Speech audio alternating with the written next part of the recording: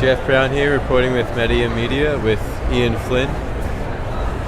We're going to fire away with some questions with him. As some of you know, he is the writer for Sonic the Hedgehog, Archie Comics. So Ian, what was your earliest experience with Sonic the Hedgehog? I'm reading along with the questions. Earliest experience was when my dad got it was the Genesis. This was after the Mega Drive, and it came packaged with Sonic 2. So that was my first real video game experience besides the Atari 2600. And Sonic 2 was a little more advanced than Space Invaders. So you liked it better than Space Invaders? Oh yeah. Space Invaders I couldn't beat. Sonic I could cheat with and then beat later, yeah. What do you mean cheat? Oh, I had to use the debug code. There's no way I could legitimately get through that. I could make it about as far as Wing Fortress, and that was without Chaos Emeralds. It's sad. It's sad. How old were you when this happened? Oh. When did the Genesis come out? I was 8 or 9, we'll say. Rough math, fuzzy math. Okay. Little. Did you ever imagine that you'd one day be where you are today? No.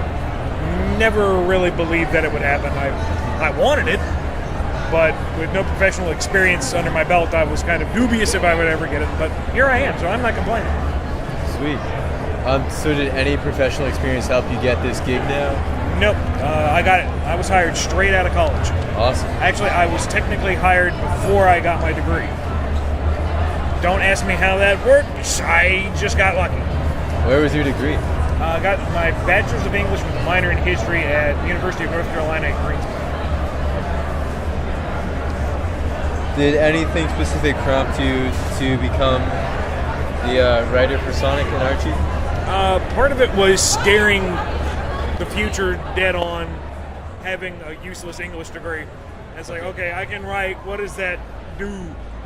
And I liked writing. I liked the Sonic comics. I'd been reading them since middle school, so I figured, all right, I want to write for the comics. And I hammered on the editor's door for 4 years until the stars aligned and I got my chance. Awesome. So for your training, were there any specific English classes that helped you looking back? I took a short fiction course that helped a little bit in plotting and just general thinking of how to approach the construction of a story, how to introduce people to characters and ideas that are clear to you, but that you have to convey to other people. But beyond that, not really, since my focus was on Shakespeare, and Shakespearean plays don't exactly transition to Sonic, beyond the basic elements of comedy and tragedy, and then Shakespeare's good, but he ain't universal. Will we ever see a Shakespeare or Macbeth cameo? Probably not. Okay. Is that a hedgehog I see before me? A horse, my kingdom for a talking horse. So how happy were you? Yeah, the car came out of nowhere. Eggman. It's Comic-Con. Yep. How happy were you to find out you got this job? I think I giggled for a straight 30 minutes. Okay. It was my dream job, and yeah. I got it straight out. So yeah, I could not have been happy. Congrats. What character have you always felt you could most easily connect to, and why? I've never thought about personally connecting to a character. I know that there's a lot of characters who do things that I wish I could do. Sonic always has that perfect quip, that perfect one-liner to throw back in somebody's face. Yeah. And I think of it about 30 minutes after I've gotten home, and the guy who cut me off in traffic is long gone. So he wouldn't have heard me anyway. In regards to the old Sonic TV show that I grew up with, will we see return of the Chili Dog? Oh, the Chili Dog never left. Okay. Chili Dog's still around. All right. Sir Charles, Uncle Chuck, on the side of being counselor, runs his own Chili Dog restaurant. The Chili Dogs will be here to stay. I really liked the one scene recently where Sonic is taking Sally Acorn out again. And what does he say? He's like, oh no, this is a fancy restaurant. And no hydrogenated oils or something like that. He's like, I asked Antoine about it, and he said something about them using butter instead of margarine. I don't know. Yeah, that was it. I got a good laugh. For me, that's what makes this one of the. You cannot use the margarine. And I think that's what makes this one of the best comics out there today, because it makes you laugh. It's comical. Good. Yeah. Drama is easy. Comedy is hard. I really loved the Sonic X book that we did, but I wasn't too sad to see it go, because that was a comedy book, and holy crap, it's a lot harder to think of 22 pages of funny stuff instead of a gag here and a gag there in the main book. Got you. When you write, do you plan out a whole thing, or just do pieces at a time? The process goes, I send in a springboard, which is a paragraph or two detailing the objectives of the story.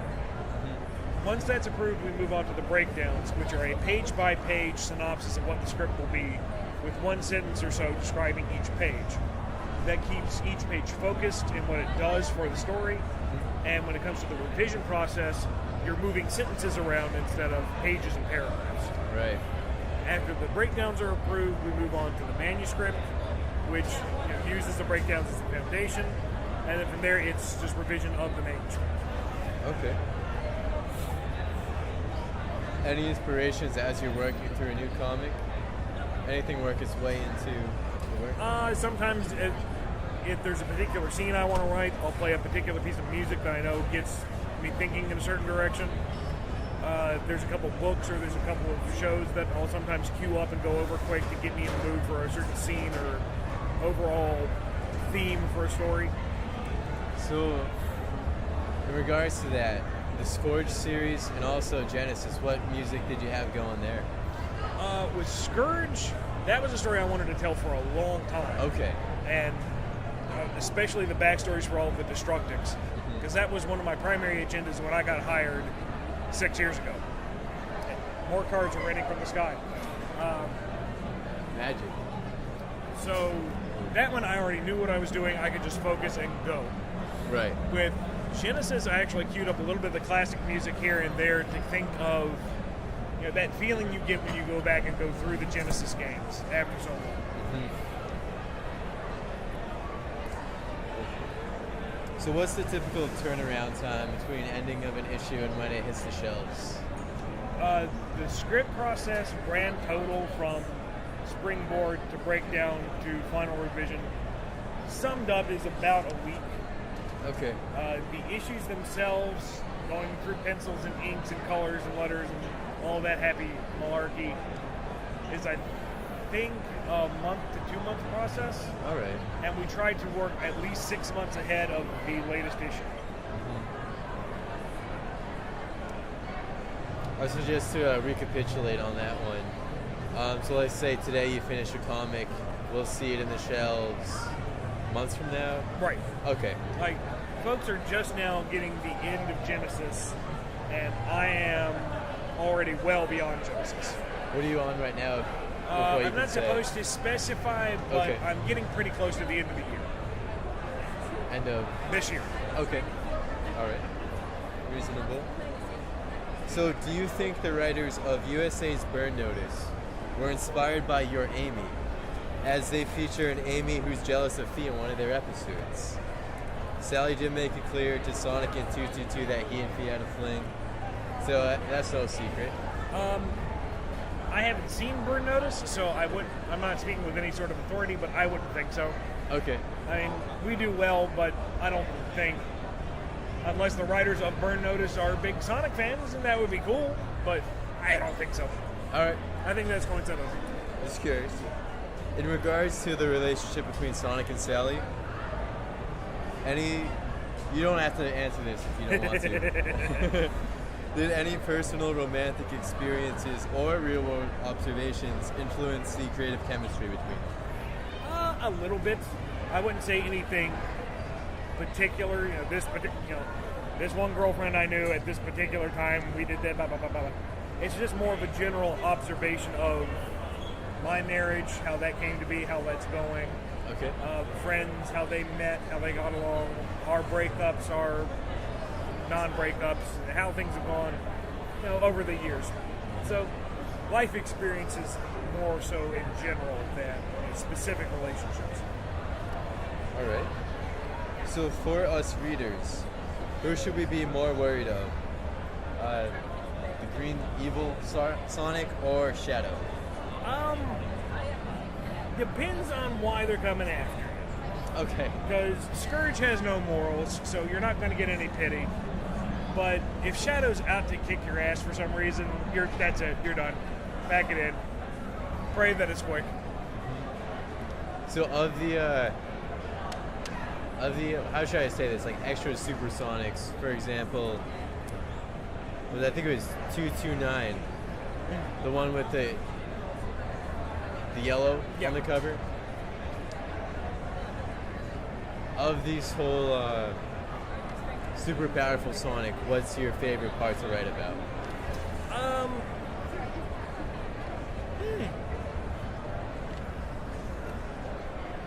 I guess from a writing standpoint, writing Supersonic is actually harder than normal Sonic because he wins. That's all there's. He's fast enough to do anything. He can't be hurt, and it's really hard to make that interesting, I suppose. But with that in mind, what I try to do when we get to the Supersonic moment is you're not trying to worry about, oh no, how will Supersonic, who can't ever lose, get out of this one? It's, hell yeah, Supersonic's going to kick some ass. Watch him go. I love that part where Blue Sonic picks up the cord, turns all bright, and Dr. Eggman's like, how could you have done that? And he says, you make it too easy, Doc. Yeah. I mean, Eggman's still stuck in that layer of knowledge, trying to figure stuff out, and Sonic's just zooming through all the things happening, taking care of business. Yep. I must commend you on doing that so well. Thank you very much. So this is an old school question. Okay. How do you explain the transition from old school Sega villain Dr. Robotnik to Dr. Eggman? Do you want that in a technical or in a canon answer? What would the canon is? Well, the canon answer was he got blown up by his own device and then traveled through time and space to come back and then was transformed by space aliens. So the... Can I ask you a question from more of a Earth standpoint from where we are now? Do you think there was an intentional change between Dr. Robotnik to Dr. Eggman to make up some sort of story? On our part or on Sega's part? Either way. With the story goes, from what I've heard, when they pitched Sonic the Hedgehog number 50 to Sega, they didn't believe the book would last much longer because no licensed book has lasted nearly as long as Sonic. The only other book that has gone this long is Conan the Barbarian, and we are quickly coming close to eclipsing its run in consecutive issues. So when they were at number 50 and they killed off Robotnik, they said, oh, we promised to bring him back, thinking, haha, the book's going to be gone in a few months, who cares? Except it continued to be successful, so they had to bring him back within 25 issues as per the agreement. Thankfully, that coincided with the relaunch of the brand with Sonic Adventure and the Dreamcast in 1999. Yeah. And that's when they brought in the Eggman design. And that's when they brought in Dark Metal Robotnik from an alternate future who came back and got his body swapped into a new robot that looked like Eggman. And then there were space aliens, and he goes from there.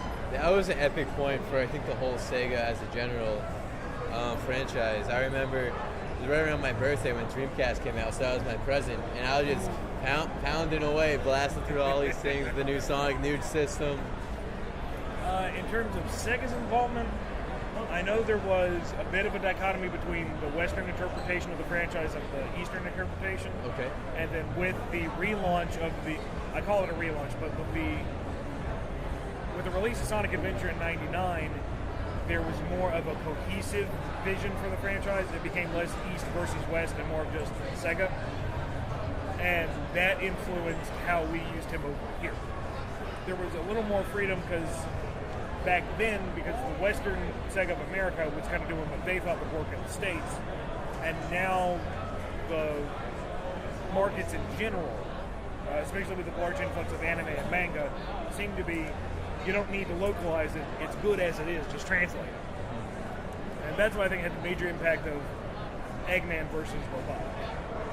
Who's funnier to write about, Sonic or Knuckles? Oh, that's like telling me to choose a child. Okay. Knuckles has always been my favorite character, but Sonic is much more fun to write because he always has those little quips. Okay. Well, I have a few more questions for you. Yeah. So when we compare the lighter, controversial nature of your comics and Archie in general to other more serious adult things with violence like DC and Marvel, do you think it's better for the youth to be exposed to more of the positive, lighter, upbeat things? Now this is a big question. Yes. I think that kids shouldn't be coddled. I mean, there's a lot of nasty stuff in the world, and they're going to find it out one way or the other. But at the same time, you don't need to have everything dark and gloomy and bloody and sexy 24/7. Exactly. It's one note, you get tired of it. Right? That's what TV's doing now, and I got my cable 5 years ago because there's nothing good on TV anymore. I think there needs Not to even be... Sonic X? When it was that? Sonic X at its moment. Okay. But I think there needs to be stuff for everybody. You know, something that you can pick up. It's I compare it to the Pixar movies. You know. Okay. Pixar does a lot of really smart, really fun movies that anyone can enjoy. But at the same time, they've got some dark, heavy stuff in it. Yes. But it's presented to you in a smart manner. That's kind of how I approach the Sonic stuff. There, you have some very life or death situations. There have been some pretty gruesome things happening in the book, but you don't have to show all the blood and gore and gristle. You know? Case in point, Sonic number 169, I think. Tommy Turtle, character that nobody liked. He gets blown to ashes, literally. We do it in silhouette, though. You just see a bang and you see him going poof. In another book, you'd probably see his dismembered head flying off with all the bitty bits of teeth and gore flying around. You don't need that. It's kind of the Alfred Hitchcock or Tarantino approach. The less you show, the more effective it is. Right. So I think there's a lot of, to sum it up, there's a lot of ways that you can do more with less. You don't have to always show everything and go all out with what you're trying to do. Got you. Okay. Alright, so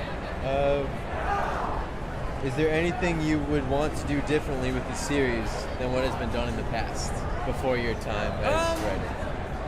There may have been a storyline or a revelation that I would have preferred to have gone another way or would have done differently, but that's not taking into account what was going on in the company at the time, what was going on with franchise oversight at the time, the markets in general at the time. So it'd be rather haughty to say, oh yes, if I had been around, I would have done it much better. I mean, they did the best they could at the time, and there's no point in looking back and saying, oh, we should have done it that way. That's how it was. Let's build off it. There were no bad stories. There were only story opportunities. Cool. What's been your favorite thing to build on? Favorite thing? I don't know, because I grew up reading the book, and I had ideas for, doing stories for years. Yeah. And part of it is I'm just kind of pulling off this backlog of ideas I've had since I was 14, throwing out the really bad ideas, obviously. And I don't know if I can pick a favorite. It's always been fun building off of what's there. This is my final question. Okay. How much longer will you be Sonicking? For the foreseeable future. There are no plans for me to drop off. What I'd like to do, Sure. if fate is willing, I would love to set a new record for number of issues written by the one single writer. Okay. That's a huge benchmark to aim for. Yeah. I don't know if that'll happen, but it's a goal to aim for. And what are you at now? What number? Let's see. I started with number 160. Okay. For simple math, we'll just count up to 230. So that's what? Math is not my strong suit. That'd be 70.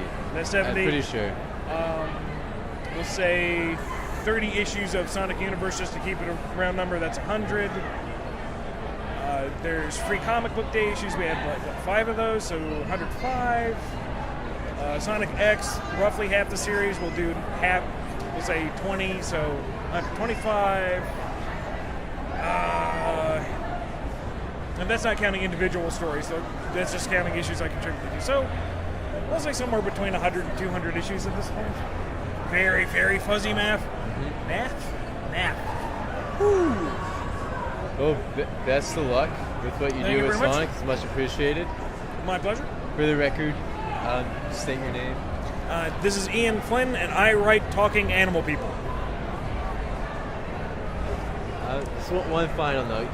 Yeah. Is there any talk about a live-action Sonic movie? Not that I've heard of. Okay. But we only deal with the comics, so anything that we do, anything that's planned for beyond that is strictly Sega. Okay. And we're good? Thank you. I'm Jeff Brown of Median Media, signing off. New York Comic Con 2011.